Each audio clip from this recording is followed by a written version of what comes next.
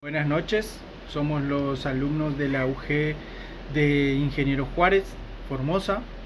Estamos grabando el video para la materia Filosofía del módulo 3 del foro ¿Qué es el hombre según la filosofía griega? Los integrantes somos tres: Tomás Raúl Enrique, Patricio Leandro Barreto y quien les habla, Omar Federico Pérez. Muy buenas noches, mi nombre es Tomás Raúl Enríquez, integrante de este equipo de trabajo investigativo, y para dar inicio a esta explicación se va a comenzar por desarrollar el primer interrogante referido a quién afirma que el hombre es un lobo para el mismo hombre y por qué afirma esto. El hombre es un lobo para el mismo hombre, en latín lupus et homo homini, es una frase célebre extraída de la obra dramática Asinaria del comediógrafo latino Plauto, que sería popularizada por el filósofo inglés del siglo XVIII Thomas Hobbes en su obra El Leviatán. Hobbes afirma que el hombre es un lobo para el hombre, en latín homo homini lupus, para referirse a que el estado natural del hombre lleva a la lucha continua contra su prójimo. Según Hobbes, el estado natural de los seres humanos es el de las confrontaciones de unos con otros, generando acciones violentas, crueles y salvajes. Esto supone que todos los peligros y las amenazas que afronta un ser humano son provocadas por otros seres humanos, lo que significaría que el hombre es un depredador del propio hombre. Desde esta representación, todos los hombres buscan garantizar su supervivencia y tienen derecho a hacer todo lo que crean conveniente para conseguirla. Esto los transforma en competidores debido a la escasez de algunos bienes y en última instancia en enemigos, ya que cualquiera, para asegurar su vida, puede ver en mí un problema que debe ser eliminado. Todo ello se ve agravado por la igualdad natural que existe entre todos los seres humanos, en el sentido de que ninguno es tan fuerte como para imponerse sobre los demás y ver garantizada su existencia de forma definitiva en el estado de naturaleza del que hablamos. Es aquí donde el hombre es un lobo para el hombre. Según nuestro criterio personal, consideramos que la frase de Hobbes nos remite a una metáfora, la del animal salvaje que el hombre lleva por dentro, refiriéndose con esto a la conducta destructiva y egoísta del mismo como resultado de sus propios intereses. Consideramos que desde esta perspectiva, el hombre es capaz de realizar grandes atrocidades y barbaridades contra su propia especie. Entre estas acciones, algunas giran en torno a generar guerras, practicar exterminio a un grupo social, atentados, asesinatos, secuestros, sometimiento de individuos a la esclavitud, tráfico ilegal de personas, entre otros ejemplos. Es por ello que coincidimos con la metáfora expuesta, ya que es inevitable no ver su veracidad en el marco de un escenario mundial aberrante, dominado por el individualismo y el capitalismo. Generalmente, en la mayoría de los supuestos de hecho, el individuo más fuerte explota o maltrata al más débil, cuando lo correcto es que el fuerte proteja al más débil. Podemos ver algunas imágenes ilustrativas respecto al punto desarrollado. Para continuar, vamos a abordar el otro punto que nos convoca y que está referido a la concepción del hombre como un animal político. ¿Quién afirmaba esto? ¿Por qué lo afirmaba? ¿Y por qué se consideraba al hombre como un animal? Bueno, fue Aristóteles quien afirmaba que el hombre es un animal político. En el original griego, Aristóteles se refería al hombre como un animal político, ya que esta afirmación está basada en el concepto de que el hombre se diferencia de los animales, entre otras cosas, porque vive en sociedades organizadas políticamente, en cuyos asuntos públicos participa en mayor o en menor medida, con el objetivo de lograr el bien común, la felicidad de los ciudadanos. Este filósofo plantea que el hombre no puede ser concebido fuera de su relación con el Estado en su condición de ciudadano. La frase aparece en La Política, tratado donde Aristóteles establece las bases de la filosofía política del pensamiento occidental y donde aborda algunos aspectos fundamentales de la política, entendida como forma de organización y regulación de las sociedades. El filósofo consideraba al hombre dentro de la categoría de los animales, con los cuales en efecto comparte otras características. El hombre, por ejemplo, es un ser gregario, social, que vive en comunidades, primeramente con la familia, asociándose con otros individuos o grupos de individuos, como ser las familias o clanes, en función de objetivos comunes: la supervivencia, la protección, el alimento, la procreación. Sin embargo, la vida en sociedad, la convivencia con otros grupos sociales en un espacio de coexistencia, genera lógicamente conflicto de intereses y otros problemas. De allí la necesidad de que las sociedades necesiten crear formas de organización mediante regulaciones, es decir, reglas, normas, leyes, principios, valores, que alivien las dificultades y que aseguren una coexistencia armoniosa. La creación de todo este sistema de normas para regular y organizar la convivencia supone la creación de una unidad política suprema, según Aristóteles, en donde el hombre debe participar en mayor o menor medida por el simple hecho de formar parte de una sociedad organizada de esta manera. A la participación del hombre en los asuntos públicos y en los asuntos de gobierno de Estado se le llama política.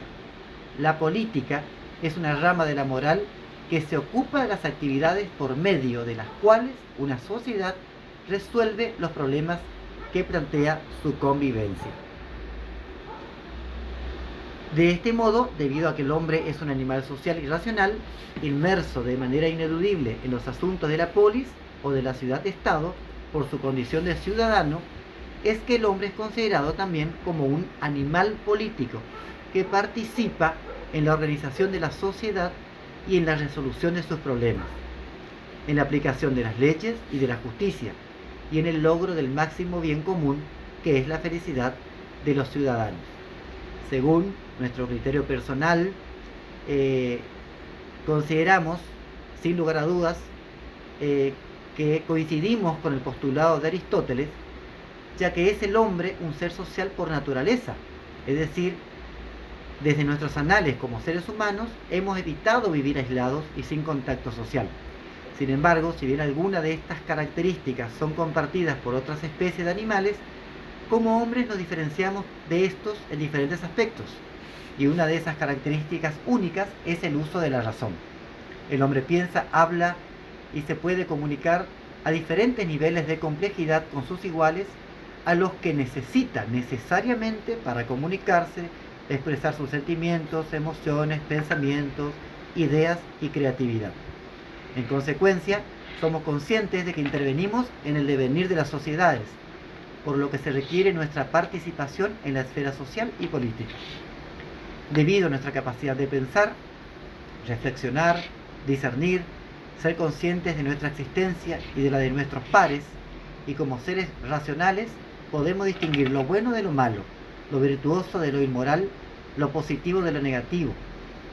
La razón, en este sentido, nos empuja a buscar lo justo, lo virtuoso, lo bueno, en suma, la felicidad. Sin embargo, para formarnos y realizarnos plenamente, necesitamos de los otros, es decir, el hombre necesita vivir en sociedad y ésta debe estar organizada por éste para el cumplimiento de este propósito. Bueno, yo voy a hablar de quien afirmaba que el hombre es un bípedo implume. Bueno, el que afirmaba esto era Platón, quien decía que el hombre es un bípedo implume que está constituido por dos elementos, el cuerpo y el alma. El alma, por ser de origen divino, igual que las ideas, está emparentada con ellas, pero para remontar a su verdadero origen tiene que purificarse, negando el cuerpo que la encadena a un mundo ilusorio, el sensible.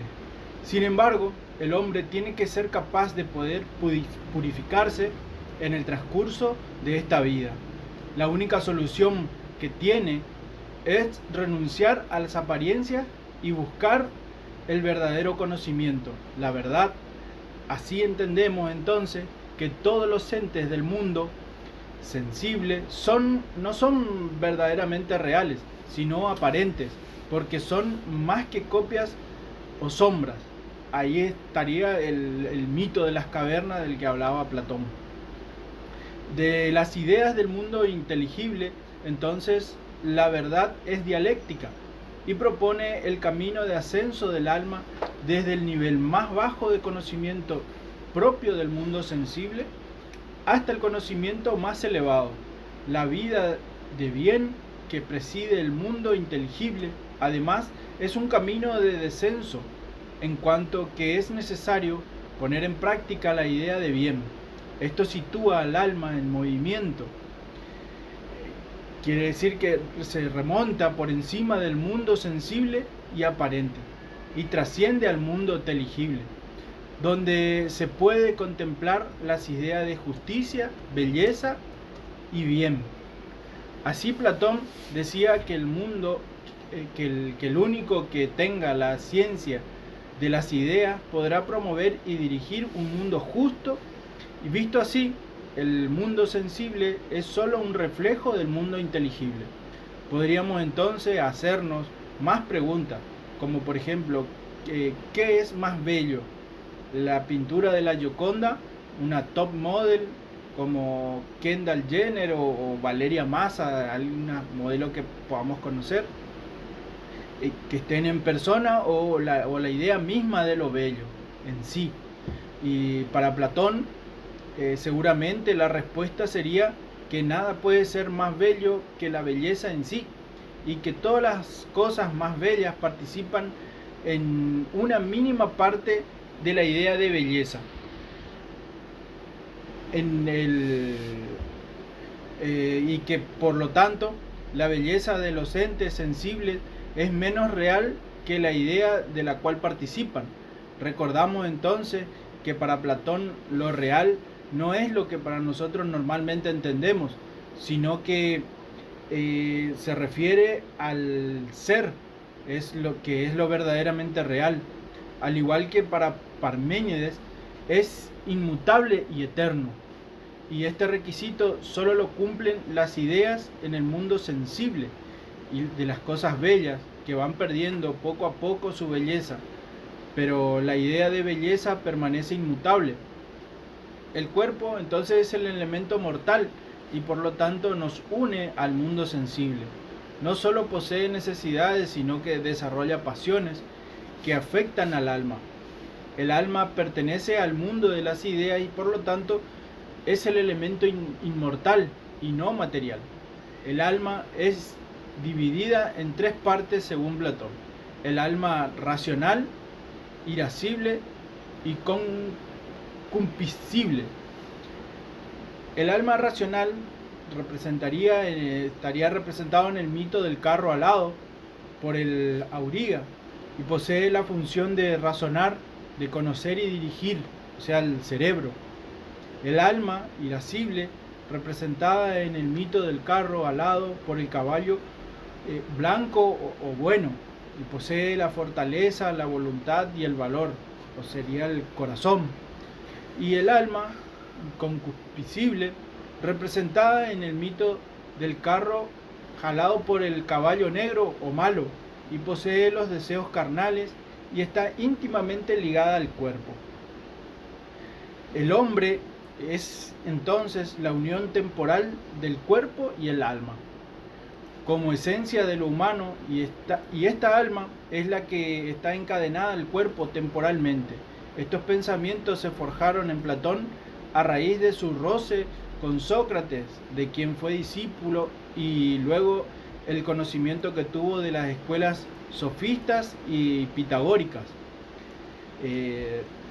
Respecto de lo que justifica las respuestas a esto que planteaba Platón, creemos que desde el punto de vista religioso católico, el hombre es una unidad biopsicosocial formada por cuerpo, mente y alma, y la razón se la dio al hombre, o se le brindó al hombre por medio de un toque de Dios. Para mí es algo similar a lo planteado por Platón, sin la intervención de Dios, claramente, porque no aparece en su mitología. En lo particular, estoy en un todo de acuerdo con Platón, ya que no creo en Dios en su forma personificada y superior al hombre. Sí creo que es un ente de energía que nos circunda y nos transforma, apartándonos de las pasiones, o sea, aportándonos las pasiones, ya que somos energía en constante transformación por medio del alma.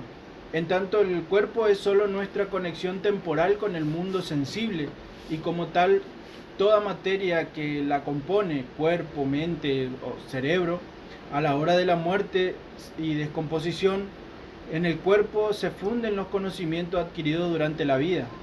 Y tal cual entiendo que dice Platón, que quien aprenda a trascender esos conocimientos a la energía del alma, alcanzará los verdaderos conocimientos y estará por encima del mundo sensible y aparente. Esto sería eternamente, ya que las ideas son eternas, y trascenderá a la próxima vida con los conocimientos adquiridos en las vidas pasadas. Así entiendo y creo que lo que normalmente se cree, que la luz al final del túnel, cuando se está a punto de morir, quizás no sea la luz del final, sino sea la luz de una nueva vida, y al quedar los conocimientos en el cuerpo viejo, se comienza todo nuevamente, quedando solo algunos destellos de una vida pasada, y son los responsables de las situaciones a las cuales por ahí se les llama déjà vu. Por lo menos ese es mi punto de vista. Hasta aquí mi participación.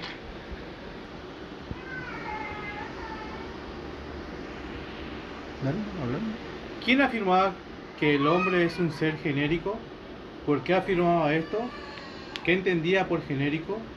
¿Qué causó el movimiento socialista en la sociedad? Karl Marx habla del hombre como un ser genérico, referido con ello la conciencia que el hombre tiene de sí mismo, no solo como individuo, sino como especie humana. Esta conciencia de sí mismo es lo que constituye al hombre como tal, así como su libertad. La naturaleza es el cuerpo inorgánico del hombre. La actividad vital es objeto de su voluntad y de su conciencia, y esto es lo que distingue al hombre de los animales, que no distinguen su actividad de sí mismo. En este sentido, el trabajo tiene que ver con una elección y con la manipulación de la naturaleza inorgánica. El hombre puede producir libre de necesidad física, y de acuerdo con Marx, solo produce verdaderamente cuando está libre de esta necesidad. Esta producción del ser genérico es el trabajo sobre el mundo objetivo, y es la vida activa de la especie. El objeto del trabajo es la objetivación de la vida del hombre como especie. Las ideas de Marx influyen en los movimientos socialistas de la sociedad. Marx consideraba que el capitalismo explotaba a la clase obrera y planteaba una revolución en contra de las clases burguesas, dueña de los medios de producción.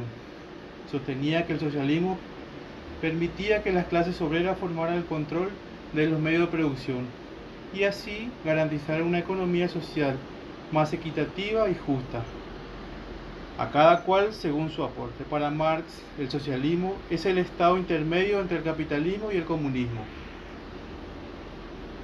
Estoy totalmente de acuerdo con lo que Marx sostiene. El ser humano posee capacidades naturales que comparte con los animales, como comer, beber, etc. Pero a su vez tiene capacidades genéricas que lo distinguen de los animales, como pensar, juzgar, etc. El ser humano es un ser activo y los animales pasivos. El ser genérico tiene un carácter universal y consistente. Entonces podemos decir que el ser humano es consciente de sí mismo y se comporta así como un ser genérico. Es decir, se autorreconoce como un ser universal y por ende es libre. Su libertad es propia de su condición humana y sin ella dejaría de ser universal y consistente.